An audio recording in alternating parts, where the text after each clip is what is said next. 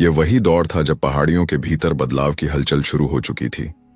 यह किसी एक आदेश का असर नहीं था, बल्कि पूरे प्रशासनिक ढांचे के बिखरने का संकेत था।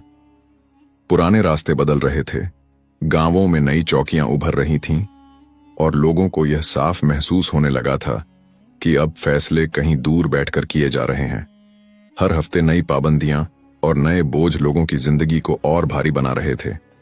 यह असंतोष जल्द ही एक ऐसी लौ में बदलने वाला था जो पूरे क्षेत्र को उसकी असली पहचान याद दिलाने जा रही थी।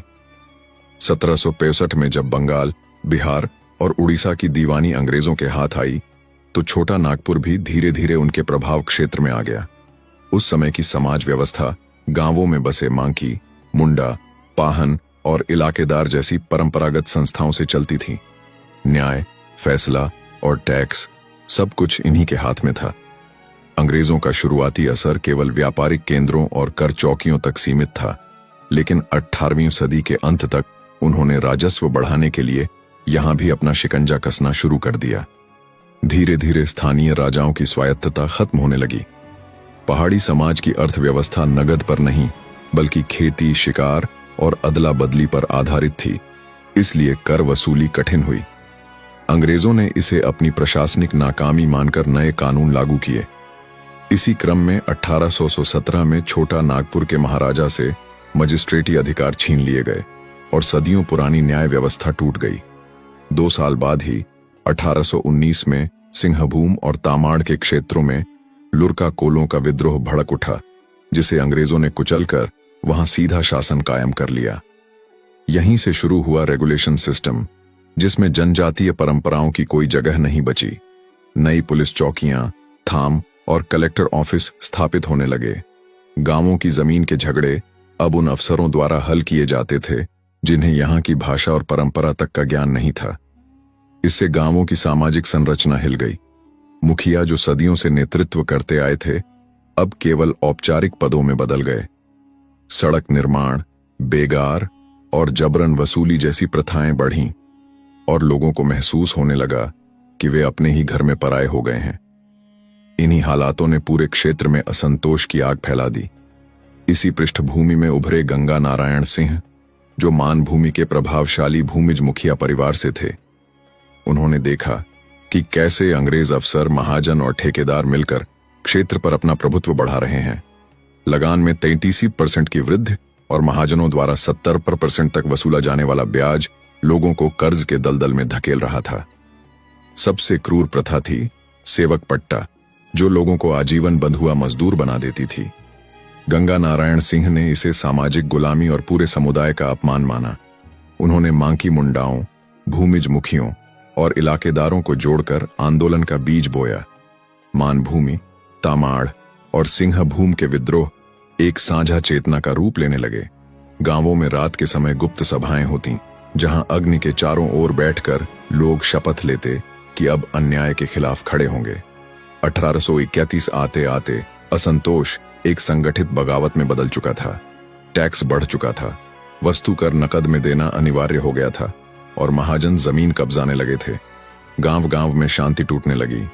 इसी माहौल में दिसंबर 1831 में सरकारी चौकियों को जलाने और ठेकेदारों पर हमले शुरू हुए। आंदोलन रांची, सिंहभूम, मानभूम तक फैल गया। जनवरी 1832 में परंपरागत तीर संदेश प्रणाली सक्रिय हुई और पूरे पठार में संदेश फैलाए गए। हथियारों में बांस के भाले, कुल्हाड़ियां, तीर कमान, ढालें सब तैयार हो गए। अंग्रेज अफसर गांवों में कदम रखने में भी डरने लगे।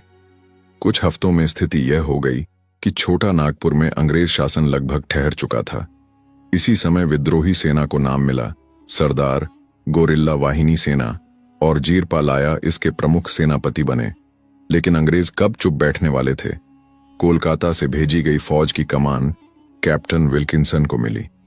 फरवरी 1832 के अंत में उसने उत्तर से प्रवेश किया, पर तीर कमान से लड़ते कोल योद्धाओं ने जंगलों और घाटियों का चतुराई से उपयोग किया। नागरी की लड़ाई में अंग्रेजों को भारी नुकसान हुआ। अप्रैल 1832 में गंगा नारायण सिंह ने बराभूम के दीवान एवं अंग्रेज सहयोगी माधव सिंह को मार गिराया। इसके बाद 12 बाजार, कार्यालय, नमक निरीक्षण कक्ष और थाना पर विद्रोहियों ने कब्जा कर लिया। अंग्रेजों ने प्रतिशोध में मां की मुंडाओं को सार्वजनिक रूप से फांसियां दी, पर आंदोलन और तेज हो गया। गंगा नारायण सिंह की लोकप्रियता बढ़ती गई। अंग्रेज अधिकारियों ने उन्हें व्यंग में गंगा नारायण राजा कहा, पर जनता के लिए यह सम्मान बन गया। कई जिलों में अंग्रेजी रिकॉर्ड जलाए गए, चौकियां नष्ट की गईं। आंदोलन बंगाल, बिहार और उड़ीसा के कई इलाकों में फैल गया। अंग्रेजों को अंततः कई कानून वापस लेने पड़े, जैसे जमीन बिक्री कानून, जंगल कानून, आबकारी टैक्स आदि। यह उनकी प्रशासनिक हार का संकेत था। दिसंबर 1832 तक अंग्रेज सैन्य टुकड़ियों ने 3 दिशाओं से मानभूम को घेर लिया। फरवरी 1833 में हिंद शहर की भीषण लड़ाई हुई। गंगा नारायण सिंह ने आखिरी सांस तक युद्ध किया और 6 फरवरी 1833 को वीरगति प्राप्त की। उनका गिरना विद्रोह का निर्णायक मोड़ था, पर सरदारों और योद्धाओं ने आत्मसमर्पण नहीं किया। वे जंगलों में बिखर कर भी प्रतिरोध करते रहे। अंततः अंग्रेज सरकार को छोटा नागपुर के प्रशासनिक ढांचे को बदलना पड़ा और इसे एक नए फ्रंटियर क्षेत्र की तरह शासित किया गया। यह परिवर्तन उस संघर्ष की सीधी प्रतिक्रिया था जिसने ब्रिटिश सत्ता की नींव हिला दी थी। लंबे समय तक इतिहासकारों ने कोल विद्रोह को मात्र जनजातीय अशांति कहा, पर आधुनिक शोध बताता है कि यह भारत का पहला संगठित आदिवासी आधारित स्वराज आंदोलन था, जहां गंगा नारायण सिंह, बिंदराय मांकी और सुरगा मांकी जैसे नेताओं ने विदेशी शासन की क्रूरता के सामने अदम्य साहस दिखाया। आज भी जब लोग कहते हैं कि अंग्रेजों ने भारत के लिए बहुत कुछ किया, तो प्रश्न उठता है, क्या जंगल जलाना, जमीन छीनना, महिलाओं को बेगार में धकेलना और गांवों को बर्बाद करना भी बहुत कुछ करना कहलाता है? गंगा नारायण सिंह ने अपने संघर्ष में साफ कहा था, जो शासन जीवन छीन ले उसकी तारीफ करना इतिहास नहीं, बीमारी है।